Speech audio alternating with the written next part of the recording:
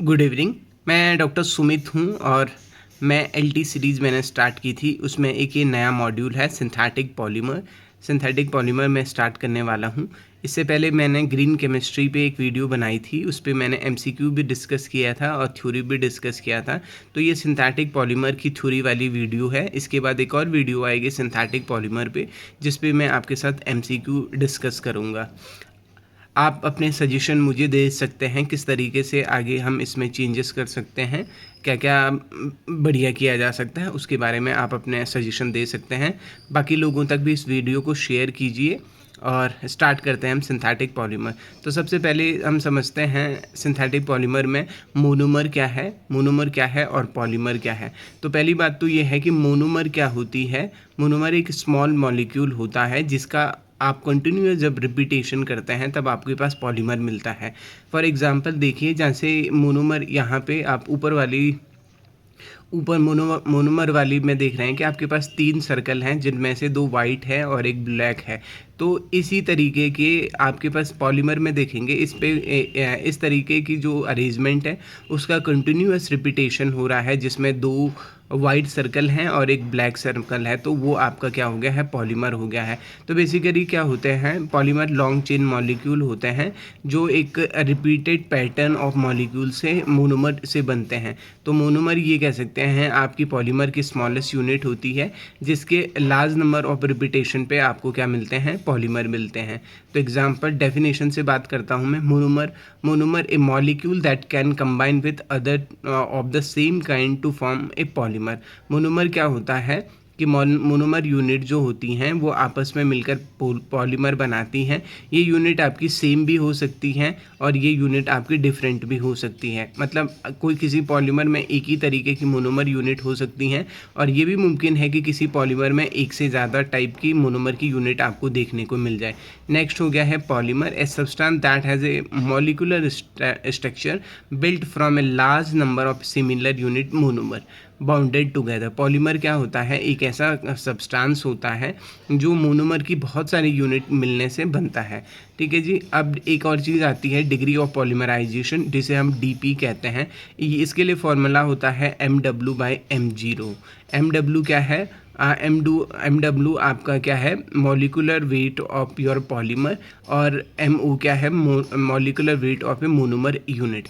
इसका मतलब हो गया, मान लीजिए कोई पॉलीमर है, उस पॉलीमर का वेट आपका कितना है, पॉलीमर का वेट कितना है आपके पास, मान लेते हैं 1000 है, और मोनोमर की यूनिट का वेट अगर आपके पास 10 है तो आप डीपी निकाल सकते हैं 1000/10। तो डिग्री ऑफ पॉलीमराइजेशन, तो ये हो गया है डिग्री ऑफ पॉलीमराइजेशन। अब टाइप ऑफ पॉलीमर के पास आते हैं हम। 2 तरीके से होते हैं, होमोपॉलीमर और कोपॉलीमर। जैसे स्ट्रक्चर में भी सेम समझ में आ रहा है। होमोपॉलीमर में एक ही टाइप की रिपीटिंग यूनिट हैं, जैसे एक ही तरीके का आप कलर देख रहे हैं। कोपॉलीमर में क्या होते हैं आपके पास एक या एक से ज़्यादा, 2 या 2 से ज़्यादा टाइप के क्या होते हैं, मोनोमर यूनिट होते हैं। होमोपॉलीमर में एक ही टाइप की मोनोमर यूनिट है, कोपॉलीमर पे 2 या 2 से ज़्यादा टाइप की मोनोमर यूनिट हो सकती हैं। अब डिफरेंस है होमोपॉलीमर और कोपॉलीमर के बीच में। Homopolymer is form by one type of A monomer is called homopolymer. Homopolymer जो होती हैं उनमें एक ही तरीके की मोनोमर यूनिट होती है, जबकि कोपॉलीमर में एक से ज़्यादा टाइप की मोनोमर यूनिट होती हैं। होमोपॉलीमर जो होते हैं वो एडिशनल पॉलीमराइजेशन से बनते हैं और कोपॉलीमर जो होते हैं वो कंडेंसेशन पॉलीमराइजेशन से बनते हैं।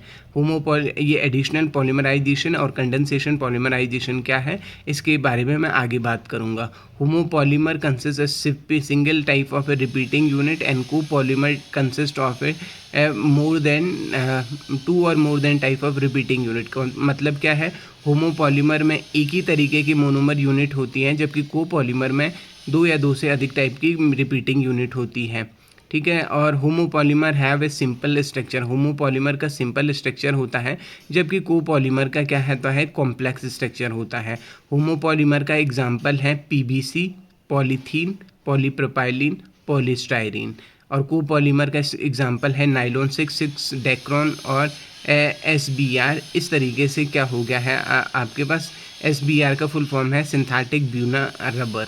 तो पॉलीमराइजेशन आप देख रहे हैं यहाँ पे, ये वाली जो पॉलीमराइजेशन है ये एग्जाम्पल है आपका अच्छा, ये जो पॉलीमराइजेशन है, ये पॉलीमराइजेशन एग्जांपल है आपका होमोपॉलीमर का, जहाँ पे आप एक ही तरीके के रिपीटिंग यूनिट देख रहे हैं। जैसे NCH2 इथाइलिन के हमने N मॉलिक्यूल लिए हैं और वो आपस में पॉलीमराइजेशन करके उन्होंने पॉलीमर बना दिया। तो मोनोमर यहाँ पे इथाइलिन है, पॉलीमर पॉलीथीन है। तो दूसरी हो गई है, जैसे आप मैंने क्या किया, एपिडिक एसिड लिया। एपिडिक एसिड का फॉर्मूला क्या है, CH2 का होल 4 और दोनों तरफ से आपके पास COH या कार्बोक्साइल ग्रुप लगे हुए हैं। इसी तरीके से हेक्सामिथाइलिन डाइअमाइन हो गया है, CH2 के 6 मॉलिक्यूल हैं और दोनों तरफ से NH2 ग्रुप लगे हुए हैं। तो एक वाटर मॉलिक्यूल जब बाहर निकल जाता है आपका, तो वो नाइलॉन 6 बनाता है। क्लास 12th में भी आपने ये पढ़ा है। ये एग्जाम्पल है आपके पास किसका, कोपॉलीमर का। अब क्लासिफिकेशन ऑफ पॉलीमर का हम क्लासिफिकेशन कर सकते हैं सोर्स के बेस पे, स्ट्रक्चर के बेस पे, मॉलिकुलर फोर्स के बेस में और मोड ऑफ पॉलीमराइजेशन के बेस पे। तो रीजन सोर्स के बेस पे 3 तरीके के पॉलीमर होते हैं, natural, synthetic polymer, semi synthetic polymer. Natural polymer जो नेचुरली मिलते हैं, सिंथेटिक पॉलीमर जिन्हें हम क्या करते हैं, सिंथेसाइज करते हैं या बनाते हैं, या मेन मेड पॉलीमर कह सकते हैं आप। और सेमी सिंथेटिक जो पॉलीमर होते हैं वो उन दोनों के बीच की चीज़ होती है। स्ट्रक्चर के बेस पे 3 तरीके के होती हैं, linear polymer, branch polymer, cross link polymer. Linear जो होता है उसमें लीनियर चेन बनती है, ब्रांच में ब्रांच और क्रॉस पॉलीमर में क्रॉस पॉलीमर। इसके एग्जाम्पल मैं अभी आपको समझाऊंगा। फोर्स के बेस पे 4 तरीके के होते हैं, इलास्टोमर्स, फाइबर्स, थर्मोप्लास्टिक, थर्मोसाइटिंग प्लास्टिक। ये इंपॉर्टेंट कैटेगरी है। मोड ऑफ पॉलीमराइजेशन के बेस पे 2 तरीके के, एडिशनल एंड कंडेंसेशन पॉलीमराइजेशन। अब आते हैं हम सोर्स के बेस पे 2 तरीके से हमने पॉलीमर को क्लासीफाई किया है, natural polymer and synthetic polymer. Natural polymer जो नेचुरली आपको पास मिलते हैं लिविंग ऑर्गेनिज्म से, और सिंथेटिक पॉलीमर जो आप बनाते हैं। नेचुरल का एग्जांपल क्या है, जैसे DNA है, रबर है, सेलुलोज है, वूल है, ये सब किसके एग्जांपल हैं, नेचुरल के। जबकि सिंथेटिक के नाइलॉन हो गया, पॉलिएस्टर हो गया, टेफ्लॉन हो गया, इपॉक्सी हो गया, ये सब किसके एग्जांपल है, सिंथेटिक पॉलीमर के एग्जांपल है। क्योंकि ये बहुत बेसिक चीज़ है, इसीलिए मैं इसको थोड़ी जल्दी से बता रहा हूँ। अब अगर आप आएंगे natural polymer versus synthetic polymer. Natural polymer naturally मिलते हैं और इको फ्रेंडली होते हैं, लेकिन सिंथेटिक पॉलीमर क्या होते हैं, वो मैन मेड होते हैं और कभी कभी क्या हो सकते हैं, वो एनवायरमेंटल फ्रेंडली नहीं होते हैं। नेचुरली अकर करते हैं नेचुरल पॉलीमर, और सिंथेटिक जो पॉलीमर होते हैं वो नेचुरली अकर नहीं करते हैं। बायोलॉजिकल प्रोसेस से बनते हैं सिंथेटिक पॉलीमर, और जो बायोलॉजिकल प्रोसेस से बनते हैं नेचुरल पॉलीमर, और सिंथेटिक केमिकल रिएक्शन की वजह से बनते हैं सिंथेटिक पॉलीमर। मोस्ट ऑफ जो नेचुरल पॉलीमर होते हैं उनके बारे में सबसे अच्छी बात यह होती है कि वो डिग्रेड हो जाते हैं, जबकि आपके पास सिंथेटिक पॉलीमर डिग्रेड नहीं होते हैं बायोलॉजिकली। क्लासिफिकेशन स्ट्रक्चर के बेस पे मैंने आपको कहा था लीनियर, ब्रांच और क्रॉस लिंक। तो लीनियर में आप देखेंगे मोनोमर की यूनिट लीनियर फैजन में होती है, वहाँ पे किसी तरीके दो आपके पास चेन है, उनके बीच में बॉन्डिंग है, कोई साइड चेंज नहीं बनी हुई है। जबकि ब्रांच वाली जो होती है वहाँ पे आपके पास लीनियर फैजन के अलावा ब्रांच में कुछ साइड चेन में भी आपके पास अटैच होती हैं। क्रॉस लिंक आप देख सकते हैं, क्रॉस लिंक में आपके पास लीनियर भी हो सकता है और ब्रांच भी हो सकता है। एग्जाम्पल हो गया है क्रॉस लिंक का थर्मोसेट एंड इलास्टोमर्स, और लीनियर का एग्जाम्पल है थर्मोप्लास्टिक। ठीक है। क्लासिफिकेशन बेस ऑफ सिंथेसिस के बेस पे 2 तरीके के होते हैं, एडिशनल एंड कंडेंसेशन। एडिशनल को हम, ये बहुत इंपॉर्टेंट है, एडिशनल को हम चेन ग्रोथ भी कहते हैं, जबकि कंडेंसेशन को हम स्टेप ग्रोथ पॉलीमराइजेशन कहते हैं। एडिशनल को चेन ग्रोथ कहते हैं और कंडेंसेशन को हम क्या कहते हैं, स्टेप ग्रोथ पॉलीमराइजेशन कहते हैं। ठीक है भी। और एडिशनल जो पॉलीमर्स होते हैं उन्हीं में होते हैं जिनमें मल्टीपल बॉन्ड होते हैं, मतलब ऐसे मोनोमर यूनिट होनी चाहिए जिनके पास डबल बॉन्ड या ट्रिपल बॉन्ड हो। और कंडेंसेशन पॉलीमर के लिए मोनोमर ऐसी यूनिट होनी चाहिए जिनके पास फंक्शनल ग्रुप हो। ठीक है। और concentration of A monomer decrease. अच्छा, एक और चीज़ है, एडिशनल पॉलीमराइजेशन में जो कंसंट्रेशन होता है वो स्टीडीली डिक्रीज़ करता है, ठीक है, डिक्रीज़ करता है। मतलब क्या हो गया है, कंसंट्रेशन एक ऐसा नहीं होता कि एकदम से ख़त्म हो गया। मतलब मोनोमर यूनिट क्या होती है, एक के बाद एक ऐड होती हैं, ठीक है। और जबकि कंडेंसेशन पॉलीमर में concentration of monomer disappear early in the reaction में जल्दी से डिसअपेयर हो जाते हैं, ठीक है। एडिशनल पॉलीमराइजेशन में कोई आपका एलिमिनेशन नहीं होता है, जबकि कंडेंसेशन पॉलीमर में आपके छोटे छोटे जो मॉलिक्यूल है, जैसे H2O है, अमोनिया है, HCl है, वो सब बाहर निकलते हैं। हाई मॉलिकुलर वेट पॉलीमर बनते हैं एडिशनल पॉलीमराइजेशन में, और मॉलिकुलर वेट जो होता है कंडेंसेशन में वो धीरे धीरे बढ़ता है। जैसे एडिशनल में क्या हो जाएगा कि आपका मोनोमर यूनिट इतनी तेज़ी से जुड़ जाएगी कि मानो आपका मोनोमर का वेट, पॉलीमर का वेट एकदम से 1000 हो गया, लेकिन कंडेंसेशन में ऐसा नहीं होगा। पहले वो 100 होगा, फिर 200 होगा, इस तरीके से बढ़ेगा। तो एडिशनल के एग्जांपल है polythene, polystyrene, polypropylene, polyvinyl chloride extra. जबकि कंडेंसेशन के एग्जांपल हैं डाइक्रॉन, टेफ्लॉन और आपके पास नाइलॉन 66, ये हो गए हैं। एडिशनल पॉलीमराइजेशन आप देख सकते हैं, यहाँ पे आपका पॉलीथीन बन रहा है। कंडेंसेशन पॉलीमराइजेशन में आपके पास क्या बन रहा है, नाइलून बन रहा है। नाइलून मैंने अभी नाइलून 66 मैंने आपको बताया था कैसे बनता है। आपके पास एसिडिक एसिड होती है जिसपे CH2 के चार मॉलिक्यूल होते हैं और दोनों तरफ से COOH ग्रुप लगे हुए होते हैं, और हेक्सामिथाइलिन डायमाइन होता है। CH2 की 4 मॉलिक्यूल होते हैं और दोनों CH2 के 6 मॉलिक्यूल होते हैं, दोनों तरफ से NH2 ग्रुप लगे हुए होते हैं। जब दोनों आपस में रिएक्ट करता है तो H2O बाहर निकलता है, तो नाइलॉन 66 बनता है। तो इसी तरीके से पॉलीएस्टर भी बनता है। तो वो एग्जांपल हैं कंडेंसेशन पॉलीमराइजेशन के। अब हो गया है एडिशनल अब क्या है, मैकेनिज्म है। अब अगर आप सिलेबस देखेंगे तो उसमें मैकेनिज्म भी मेंशन है।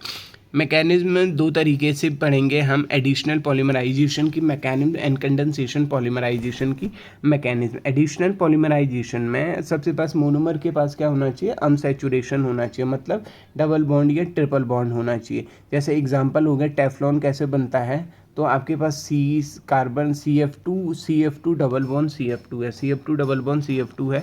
तो जब ये आपस में अटैच होते हैं तो ये क्या बना देते हैं, टेफ्लॉन बना देते हैं, ठीक है जी।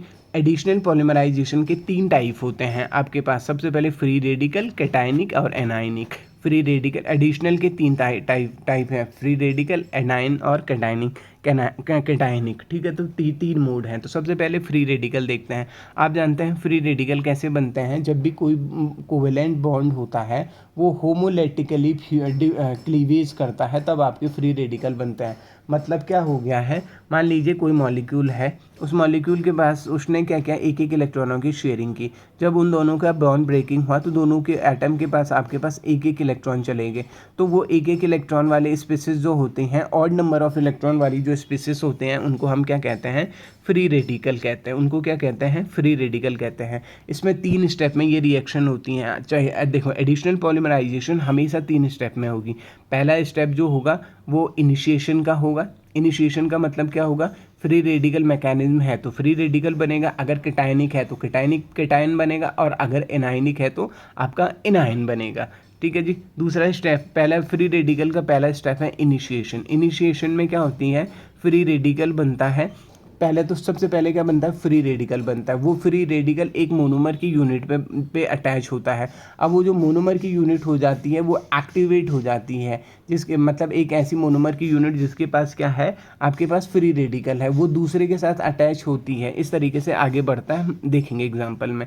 जैसे बेंजोइल पेरोक्साइड है या हाइड्रोजन पेरोक्साइड है, जब ये टूटेगा, बेंजोइल पेरोक्साइड जो हो गया है, बेंजीन है, फिर सी डबल बॉन्ड O, फिर ये बेंजोइल पेरोक्साइड आप देख सकते हैं यहाँ पे, तो ये बेंजोक्सी रेडिकल में बदल जाता है। इसी तरीके से ये फ्री रेडिकल में बदल जाता है। तो सबसे पहले आपका फ्री रेडिकल का फॉर्मेशन होगा। तो प्रोपोगेशन, दूसरे स्टेप है प्रोपोगेशन। प्रोपोगेशन में कैसा होगा कि आपका जो फ्री रेडिकल है वो फ्री रेडिकल अटैच होता है आपकी मोनोमर की एक यूनिट के साथ, और वो अब देखिए, और वो मोनोमर की यूनिट क्या हो जाती है, एक्टिवेट हो जाती है। तो इसमें चेन प्रोपोगेशन होता है। तो सबसे पहले हेड टू टेल वाले में देखो, जैसे RCH2CH के साथ X लगा हुआ है, वहाँ पे एक नीली बिंदी आपको दिख रही होगी, ब्लू डॉट। वो जो ब्लू डॉट है आपके पास वो फ्री रेडिकल है। मैंने क्या कहा, सबसे पहले क्या होता है, फ्री रेडिकल किसी भी मोनोमर की यूनिट पे जुड़ जाता है, दोनों में से किसी भी एक यूनिट पे जुड़ जाता है, वो एक्टिवेट हो जाती है। वो फिर जो एक्टिवेटेड मॉलिक्यूल है वो दूसरे मोनोमर की यूनिट के साथ अटैक करता है। मतलब ये RCH2CHX वाली जो यूनिट है जिसके पास ब्लू टिक है वो दूसरे वाली मोनोमर की यूनिट के साथ क्या हो जाएगी, अटैच हो जाएगी, और आपका जो जो फ्री रेडिकल होगा वो चेन के लास्ट में चले जाएगा, चेन के लास्ट में चले जाएगा। तो इस तरीके से फिर ये दूसरा मॉलिक्यूल अब एक्टिवेट हो गया है, ये दूसरी वाली मॉलिक्यूल मोनोमर यूनिट के साथ जुड़ेगा। और ये जो प्रोसेस होती है वो बहुत ही ज़्यादा फास्ट होती है कि कुछ सेकंड में ये सब हो जाता है, क्योंकि फ्री रेडिकल जो होते हैं वो अनस्टेबल होते हैं, वो कोशिश करते हैं कि किसी तरीके से स्टेबल हो जाए। तीसरा जो स्टेप होता है वो टर्मिनेशन का होता है। अब पहला स्टेप था इनिशिएशन में, उसमें फ्री रेडिकल बना। दूसरा स्टेप था आपका प्रोपोगेशन का। प्रोपोगेशन कैसा होता है कि एक मॉलिक्यूल एक्टिवेट होता है, वो दूसरे के साथ अटैक करके आगे बढ़ जाता है। टर्मिनेशन क्या मतलब रोकना है। रोकने के लिए दो तरीके हैं, एक तो है कॉम्बिनेशन, दूसरा है डिस्प्रोपोनेशन। कॉम्बिनेशन कैसा होता है कि दो एक्टिवेटेड जो मॉलिक्यूल होते हैं जिनके पास फ्री रेडिकल है, वो जब आपस में जुड़ जाते हैं, आपस में आते हैं, तो फ्री रेडिकल के दोनों जो फ्री रेडिकल होते हैं जिनमें ऑड नंबर ऑफ इलेक्ट्रॉन है, क्योंकि दोनों के पास एक एक इलेक्ट्रॉन है, अब वो जुड़ के क्या कर देते हैं, दो इलेक्ट्रॉन बना देते हैं, तो वो स्टेबल हो जाता है। इस तरीके से मॉलिक्यूल जुड़ जाता है। और दूसरा होता है डिस्प्रोपोनेशन। तो डिस्प्रोपोनेशन में क्या होता है कि किसी भी मॉलिक्यूल का हाइड्रोजन एटम दूसरे के साथ चले जाता है, तो इस तरीके से एक में सैचुरेटेड हो जाता है, एक सैचुरेटेड हो जाता है, एक अनसैचुरेटेड हो जाता है। तो मैंने आपको फिर से बता रहा हूँ, मैं फ्री रेडिकल मैकेनिज्म 3 स्टेप में होती है। सबसे पहले इनिशिएशन, फिर प्रोपोगेशन, फिर टर्मिनेशन। इनिशिएशन में क्या होता है, फ्री रेडिकल बनता है और वो मोनोमर की एक यूनिट के साथ जुड़ता है, उसको क्या कर देता है, एक्टिवेट कर देता है। मान लीजिए ए आपकी मोनोमर की यूनिट है, उसके साथ क्या आ गया, आपके पास फ्री रेडिकल आ गया है स्टार। मान लो फ्री रेडिकल स्टार है, तो ए पहले सबसे पहले क्या हो जाएगा, ए स्टार बन जाएगा। अब ये जो ए स्टार है ये दूसरे ए के साथ जुड़ेगा, तो वो क्या बना देगा, ए स्टार बना देगा। तो इसी तरीके से वो बाकियों को जोड़ते रहेगा और लास्ट में क्या हो जाएगा, टर्मिनेशन हो जाएगा। तो टर्मिनेशन के 2 तरीके हैं, वो आपको बताए हैं। नेक्स्ट है कैटायनिक पॉलीमराइजेशन। कैटायनिक जो पॉलीमराइजेशन होती है ये भी 3 स्टेप में होती है। सबसे पहले इनिशिएशन, प्रोपोगेशन एंड टर्मिनेशन। तो कैटायनिक पॉलीमराइजेशन के लिए क्या होता है कि यहाँ पे सबसे पहले कैटायन बनता है। तो कैटायन कैसे बनता है, चलो देखते हैं। सबसे पहले ये एसिड बेस रिएक्शन होती है। सबसे पहले क्या होती है, catalyst protonation of monomer. Monomer को क्या कहा जाता है, जैसे आपके पास जैसे BF3 है, BF3 की रिएक्शन आपने किससे की, H2O से की, क्योंकि H2O के पास लोन पेयर है और BF3 का ऑक्टेट कंप्लीट नहीं है। तो सबसे पहले ये क्या बना देता है, एक बॉन्ड बना देता है। एक बॉन्ड कैसे बना देता है, बॉन्ड बना देता है तो इसमें BF3 के बोरोन पे नेगेटिव चार्ज आ जाएगा और H2O के ऑक्सीजन पे आपका पॉजिटिव चार्ज आ जाएगा। तो इसी तरीके से कीटाइन बन गया है। अब ये जो कीटाइन है वो मोनोमर यूनिट जैसे आइसोब्यूटाइलिन से क्या करेगा, रिएक्ट करेगा, और रिएक्ट करने के बाद आपका वो क्या बना देगा, सबसे पहले इनिशिएटेड चेन में आप देखेंगे कार्बोकेटाइन आपका बन गया है। अब वो जो दूसरे स्टेप में क्या बनेगा, कार्बोकेटाइन जो है वो कार्बोकेटाइन आपकी मोनोमर की यूनिट के साथ रिएक्ट करेगा और जैसे फ्री रेडिकल में हुआ था कि वो चेन के एंड में चले जाएगा आपका, तो इसी तरीके से केटाइन भी चेन के एंड में चले जाएगा। इस तरीके से पॉलीमराइजेशन होने लगेंगे। अब टर्मिनेशन वाले स्टेप में क्या होता है, क्योंकि सबसे पहले आपने क्या किया था, एसिड कैटेलाइज किया था। इस समय आप क्या करेंगे कि भाई डिप्रोटोनेशन करेंगे, तो किसी एसिड को भेजेंगे, तो वो एसिड एक हाइड्रोजन को जब खींचेगा तो वो फिर से किस में कन्वर्ट हो जाएंगे, अपने पॉलीमर में कन्वर्ट हो जाएंगे। तो chain growth and with the when proton is abstracted by the weak base of the acid use in the initiation of the reaction. मतलब रिएक्शन के स्टार्ट में आपने जो वीक बेस लिया था उसी वीक बेस से क्या होता है, आपका रिएक्शन इनिशिएट होती है।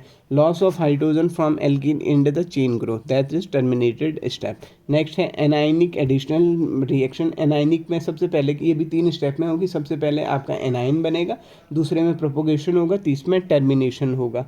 ठीक है जी, टर्मिनेशन होगा। तो सबसे पहले इनिशिएशन देख रहे हैं आप। इनिशिएशन कैसा हो गया है, इनिशिएशन जैसे KNH2 जो है आपका इस पे आप एल्कीन की रिएक्शन करेंगे, एल्कीन की रिएक्शन करेंगे तो आपके पास यहाँ पे क्या बन जाएगा, यहाँ पे क्या बन जाएगा, आपका एनायन बन जाएगा। तो पहले वाले में सबसे पहले प्रोपोगेशन इनिशिएशन में आपने एनायन बना दिया है। अब वो जो एनायन है, वो एनायन दूसरी मॉलिक्यूल के मोनोमर की यूनिट के साथ क्या करेगा, रिएक्ट करेगा, और जो नेगेटिव चार्ज होगा वो इन चेन के एंड में चले जाएगा, और लास्ट में क्या हो जाएगा, अगर आपका कोई प्रोटोनेशन कर दो आप तो वो नेगेटिव चार्ज आपका ख़त्म हो जाएगा।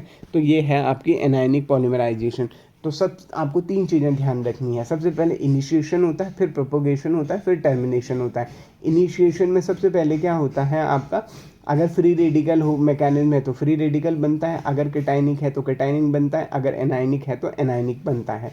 दूसरे स्टेप में क्या होता है कि जो भी आपका एक्टिव स्पीसीज जो बनी है वो किसी मोनोमर की यूनिट के साथ अटैच होके वो सबसे पहले क्या कर देती है, एक्टिव स्पीसीज बना देती है। वो एक्टिव स्पीसीज बाकी दूसरी मोनोमर यूनिट के साथ अटैच करके चेन को आगे ले जाती है, तो इसको आगे ले जाती रहती है। नेक्स्ट आती है कंडेंसेशन पॉलीमराइजेशन। कंडेंसेशन रिएक्शन से कंडेंसेशन पॉलीमराइजेशन होता है। कंडेंसेशन पॉलीमराइजेशन में स्मॉल मॉलिक्यूल निकलते हैं, ठीक है। और कंडेंसेशन पॉलीमराइजेशन में आप देखिए कि जैसे एक मोनोमर की दो मोनोमर ने आपस में रिएक्शन किया तो एक डाइमर निकल गया, एक H2O निकल गया। इसी तरीके से एक मोनोमर ने एक डाइमर के साथ रिएक्शन करके एक ट्राइमर बना, एक H2O बाहर निकला। दो डाइमर ने आपस में रिएक्ट किया तो टेट्रामर बना और H2O बाहर निकला। तो यहाँ पे दो तरीके से होता है आपके पास मोनोफंक्शनल कंडेंसेशन। फंक्शनल कंडेंसेशन का मतलब क्या हो गया है कि एक ही तरीके का फंक्शनल ग्रुप आपके पास कंडेंस करेगा। जैसे कार्बोक्सिलिक एसिड और अल्कोहल जब आपस में रिएक्ट करते हैं तो ईथर आपका बनता है, एस्टर आपका बनता है। तो इसमें आप अगर देखेंगे ये तो इस वाली रिएक्शन जो कार्बोक्सिलिक एसिड और अल्कोहल में हो रही है, तो यहाँ पे अगर आप देखेंगे तो दोनों का जो कार्बोक्सिलिक एसिड भी और अल्कोहल दोनों का जो OH ग्रुप है वो दोनों आपस में कंडेंसेशन करके H2O को बाहर निकालते हैं। तो ये मोनोफंक्शनल कंडेंसेशन है। अब दूसरा है डाई फंक्शनल कंडेंसेशन। अब डाई फंक्शनल कंडेंसेशन में क्या होता है आपका कि आप किसी डायोल को लेते हैं और वो डाई कार्बोक्सिलिक एसिड के साथ क्या करता है, डाई कार्बोक्सिलिक एसिड हो गया आपका डाई अल्कोहल से रिएक्शन करता है। तो इसी तरीके से आपका पॉलीएस्टर बन जाता है, पॉलीएस्टर बनता है। यहाँ पे एग्जांपल है, इसका आप स्क्रीनशॉट ले लीजिए। और ये वाली जो स्लाइड है ये बहुत इंपॉर्टेंट है, इसका आप स्क्रीनशॉट ले लीजिए, समझ में आ जाएगा आपको। अब हो गया है नेक्स्ट आपके पास है phenol formaldehyde resin, urea formaldehyde resin, आपके पास नेचुरल रबड़ है। तो phenol resin is a poly condensation product of phenol aldehyde in a particular phenol and formaldehyde. Phenol formaldehyde resin जो है वहाँ पे कंडेंसेशन रिएक्शन होती है फिनॉल और फॉर्मेल्डिहाइड के बारे में। फिनॉल, ठीक है। और phenolic resin is a heat crust plastic form A reaction of carbon based alcohol and chemical called aldehyde. यहाँ पे फिनोलिक रेजिन एल्डिहाइड से, formaldehyde is a common raw material for this type of resin. Formaldehyde common material होता है। ये resin की जो property ये important है, रेजिन हार्ड होते हैं, हीट रेजिस्टेंस होते हैं। हीट रेजिस्टेंट का मतलब क्या है कि अगर आप इनको गर्म करेंगे तो ये क्या करने लगेंगे, ये गर्म होकर पिघलने लगेंगे, लेकिन अगर आप इनको ठंडा करेंगे तो ये और क्या हो जाएंगे, कठोर हो जाएंगे। This can mix with a large number of material for industrial and residual use. तो ये फिनॉल फॉर्मेल्डिहाइड रेजिन जो है ये बहुत जगह पे प्रयोग किया जाते हैं। Old phone is made by bakelite which is a phenol like resin. अगर आप अपना फ़ोन देखते थे, फ़ोन का जो ग्लास देखते थे जिसको आप क्या कहते हैं, जो पहले आपका जो फ़ोन की जो स्क्रीन होती थी या टेम्पर जिसको हम कहते हैं बेसिकली, तो वो बेकेलाइट से मिलकर बनते थे पहले, अब नहीं होते, अब थोड़ा और स्ट्रॉन्ग करने लगे हैं। फिनॉल फॉर्मेल्डिहाइड रेजिन कैसे बनते हैं, फिनॉल और फॉर्मेल्डिहाइड की रिएक्शन पे बनते हैं, प्रेजेंस ऑफ एसिड कैटेलाइज या बेस कैटेलाइज रिएक्शन होती है। तो सबसे पहले क्या करते हैं, mixture of a phenol and formaldehyde are allowed to react in presence of catalyst. सबसे पहले क्या करते हैं, फिनॉल और फॉर्मेल्डिहाइड की रिएक्शन कराते हैं किसी कैटेलिस्ट की प्रेजेंस में, और वो जो कैटेलिस्ट होता है वो ऑक्सैलिक एसिड हो सकता है या सोडियम हाइड्रोक्साइड हो सकता है। सबसे पहले मिथाइलिन ब्रिज बनता है दोनों में। मिथाइलिन ब्रिज क्या है, CH2 ब्रिज है। किस पोजीशन पे, ऑर्थो पोजीशन पे या पैरा पोजीशन पे, या आप दोनों ऑर्थो या पैरा दोनों पे एक साथ बन सकता है। ठीक है जी। अब देखते हैं यहाँ पे कैसे होगा। जैसे सबसे पहले आपने फिनॉल लिया, फिनॉल की रिएक्शन आपने फॉर्मेल्डिहाइड से कर दी है। फिनॉल की रिएक्शन आपने क्या कर दी है, फिनॉल की रिएक्शन फॉर्मेल्डिहाइड से किया है। कैटेलिस्ट आपने यहाँ पे सोडियम हाइड्रोक्साइड लिया है। मीडियम आपका डिस्टिल वाटर है, टेम्परेचर 70 डिग्री के अराउंड है। अब देखिए सबसे पहले ऑर्थो और पैरा पोजीशन पे आपकी क्या बनेगी, CH2 ब्रिज बनेगा। कैसे बना होगा ये, CH2 डबल बॉन्ड O, ये जो बेसिकली CH2 ये आपका जो फॉर्मेल्डिहाइड था HCHO जो था वो बेस से प्रोटॉन एब्स्ट्रैक्ट करके वो CH2 में बदल जाता है। तो इसी तरीके से ये क्या है आपका CH2 ये एक बार ऑर्थो बना और एक बार आपका पैरा बना। अब ये ऑर्थो और जो पैरा हो गया है ये दोनों आपस में क्या करते हैं, रिएक्ट करते हैं। इस तरीके से ये फिनॉल फॉर्मेल्डिहाइड रेजिन बनाने लग जाते हैं, जिसको हम पैकेलाइड कहते हैं। ये एक क्रॉस लिंक पॉलीमर है। ये एग्जांपल किसका है, क्रॉस लिंक पॉलीमर का एग्जांपल है। कैसे निकल रहा होगा, जैसे ऑर्थो पोजीशन पे जो CH2OH है ना, और दूसरे वाले अगर जो पैरा वाला आपने ले रखा है उसकी जो ऑर्थो पोजीशन पे जो हाइड्रोजन है वहाँ से H2O बाहर निकल जाएगा, जिसकी वजह से आपका CH2 ग्रुप ऐड हो जाएगा। तो ये कंटिन्यूस चलते रहेगा। एप्लीकेशन क्या है, phenolic resin have a good adhesive and binding property. Adhesive मतलब हो गया दो चीज़ों को जोड़ना, एंड बाइंडिंग मतलब ये जोड़ने का काम करता है। वो हार्ड होते हैं, इनफ्यूजिबल होते हैं, इलेक्ट्रिक प्रॉपर्टी ज़्यादा होती हैं। कोटिंग ऑफ वुड लकड़ी की कोटिंग में भी काम किए जाते हैं। High resistance of heat, flammability, water and chemical solvent. ये मतलब हीट के लिए, लाइट के प्रति ये क्या होते हैं, हाईली रिएक्टिव होते हैं। नेक्स्ट है urea formaldehyde resin. Urea formaldehyde resin में आप यूरिया के साथ फॉर्मेल्डिहाइड की रिएक्शन करते हैं। इनिशियल स्टेप में आप देखेंगे यूरिया और फॉर्मेल्डिहाइड की रिएक्शन आप जब करते हैं तो कुछ इस तरीके से आपको प्रोडक्ट मिलता है, और वो कंडेंसेशन करके यूरिया फॉर्मेल्डिहाइड रेजिन बनाता है। Urea formaldehyde resin are the main binder for wood composite boards such as plastic boards, fibre boards और हार्ड वुड प्लाईवुड। ठीक है जी। अच्छा, दो प्लाई को चिपकाने के लिए या प्लास्टिक के बोर्ड को चिपकाने के लिए आप यूरिया फॉर्मेल्डिहाइड रेजिन का इस्तेमाल करते हैं। यूरिया फॉर्मेल्डिहाइड वाटर सॉल्युबल होते हैं, अच्छी एडेसिव एंड करोजिंग प्रॉपर्टी होती हैं। द ड्रॉबैक क्या है, लो वाटर रेजिस्टेंस। लो वाटर रेजिस्टेंस मतलब वाटर के प्रति ज़्यादा रिएक्टिव नहीं है। और वुड बोर्ड जो होते हैं, कार्डबोर्ड जो होते हैं, उनसे फॉर्मेल्डिहाइड निकल जाता है। की पैरामीटर ओके। नेक्स्ट है नेचुरल रबर क्या है, एक नेचुरल पॉलीमर है। Latex like milk would is अच्छा, सबसे पहले क्या करते हैं, बार्क से मिल्क जैसा क्या निकलता है, चिपचिपा पदार्थ मिलता है जिसे हम लेटेक्स कहते हैं। ठीक है, उसके से नेचुरल रबर बनता है। नेचुरल रबर का फॉर्मूला होता है आपका C5H8 यहाँ पे आ सकता है कि मोनोमर यूनिट का है, जिसे हम आइसोप्रीन कहते हैं, जहाँ पे N की जो वैल्यू होती है वो 1000 हो जाती है। डिग्री ऑफ पॉलीमराइजेशन 10,000 से 10,000 से ज़्यादा। और ये जो C5H8 है इसको 2-मिथाइल ब्यूट 1,3 डाइन कहते हैं या आइसोप्रीन कहते हैं। ठीक है, इसमें इसके पास मोनोमर यूनिट जो होती है आइसोप्रीन, इसमें 2 डबल बॉन्ड होते हैं, इसीलिए इसको डाइन भी कहते हैं। Natural rubber. लेटेक्स को क्या करते हैं, each rubber particle is made of rubber polymer covered with a layer of protein. जो रबर का जो पार्टिकल होता है वो उसमें एक रबर पॉलीमर होता है, उसको प्रोटीन चेन क्या करती रहती है, कवर करती रहती है। यहाँ पे आप देख रहे हैं कि ब्लू कलर के रबर पार्टिकल के अंदर क्या है आपका प्रोटीन चेन है। Negative charge found on the surface of membrane. Negative charge जो होते हैं वो सरफेस पे होते हैं, और इसकी वजह से रबर पार्टिकल कैसे हो जाते हैं, नेगेटिवली चार्ज हो जाते हैं। और इस नेगेटिव चार्ज होने से फ़ायदा ये होता है कि वो मॉलिक्यूल आपस में चिपकते नहीं है, क्योंकि वो एक दूसरे को क्या करेंगे, रिपेल करेंगे। Physical property of natural rubber, effect of heat.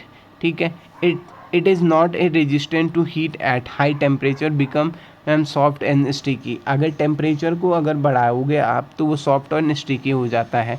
Oxidation पे क्या हो जाता है, डबल बॉन्ड जो होते हैं, मैंने कहा था ना 2 डबल बॉन्ड होते हैं, वो दो डबल बॉन्ड क्या हो जाते हैं, ऑक्सीडाइज हो जाते हैं ऑक्सीजन और ओजोन से। इसीलिए एंटीऑक्सीडेंट ऐड करते हैं ऑक्सीडेशन को रोकने के लिए। Elasticity, natural rubber has ability to stretch without the destroying its structure. Natural rubber की सबसे खूबसूरती क्या है कि उसको वो स्ट्रेचेबल है, उसको आप जितना खींचना चाहो उतना खींच सकते हैं, इससे उसके स्ट्रक्चर में कोई परिवर्तन नहीं आने वाला है। जैसे ही आप खींचना बंद करोगे तो वो फिर से अपनी शेप में बंद आ जाएगी। Electrical absolvent, it does not react with water, water के साथ कोई रिएक्शन नहीं करता है rubber. Does not pass water through it, इससे पानी पास नहीं होता है। It is resistant to alkali and weak acid, weak acid को लेकर और एल्कली का इस पर कोई फ़र्क नहीं पड़ता है। Soluble in some solvent like benzene, benzene जैसे कुछ सॉल्वेंट में ये क्या होता है, सॉल्यूबल होता है। वल्कुलाइजेशन ऑफ रबर, नेचुरल रबर को हम वल्कुलराइज करते हैं क्योंकि उसकी जो प्रॉपर्टी हो जाए उसको और ज़्यादा यूज किया जा सकते हैं, ठीक है। और वल्कुलाइजेशन कैसे करते हैं, नेचुरल रबर को हम सल्फ़र के साथ ऐड करते हैं, ठीक है, डाई सल्फ़र डाइक्लोराइड या सल्फ़र मोनोक्लोराइड से ऐड करते हैं। Rubber molecule has a double covalent bond, और फिर मतलब रबर में तो सबसे पहले कार्बन कार्बन यूनिट ही होती है ना, तो उन कार्बन कार्बन यूनिट के बीच में वल्कुलेशन की वजह से कार्बन सल्फ़र यूनिट आ जाती है, carbon sulphur sulphur carbon unit आ जाती हैं, ठीक है। Vulcanise rubber rubber natural rubber, यहाँ पे इसको नेचुरल रबर होना था। नेचुरल रबर सॉफ्ट होता है लेकिन वल्कुलाइज रबर जो होता है वो हार्ड होता है।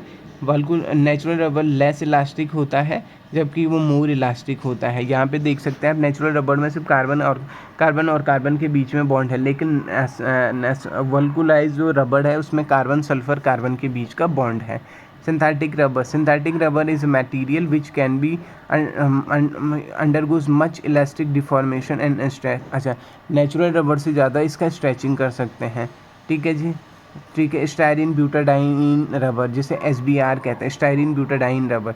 स्टाइरिन ब्यूटाडाइन रबर या स्टाइरिन ब्यूटाडाइन रबर जो होता है वो रबर स्टाइरिन फैमिली से होता है। इसमें क्या होता है, 75% ब्यूटाडाइन होता है, 25% स्टाइरिन होता है, तो ये कोपॉलीमर है। तो 1,3 ब्यूटाडाइन है और स्टाइरिन है, इस तरीके से स्टाइरिन रबर बनता है, ठीक है। इसके टेंसाइल स्ट्रेंथ, अच्छा टेंसाइल स्ट्रेंथ इसकी बहुत ज़्यादा होती है।